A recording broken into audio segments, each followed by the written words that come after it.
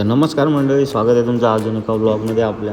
तर आज आपण चालू होतो डीमार्टला मस्तपैकी. दुपारच्या टायमात कामावरून लवकर वगैरे आलं त्यामुळे निघालो आज आपण डीमार्टला खरेदी करायला. पोचलो आपण डीमार्टच्या आतमध्ये. आपली स्टीलवाली छोटी 4 व्हीलर घेतलेली मस्तपैकी.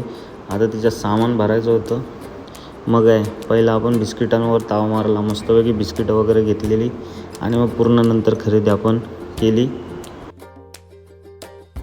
झाली आपली शॉपिंग, बिल वगैरे पेड केला. मग बाहेर आलो तर बघतो तर प्रफुल पण आला होता आज डीमार्टला. ही आपली NS 160. त्याच्यानंतर बोललो आता सामान भरपूर झालं आहे, आपलं काही सामान जाणार नाही.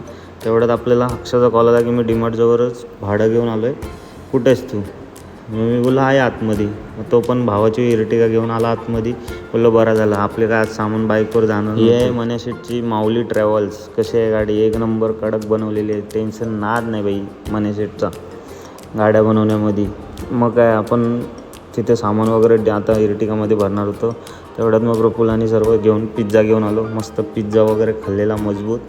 आणि मग निघालो आपण घरी जायला. मग मी घेतली इर्टिगा चालवायला आणि मग निघालो घरी जायला.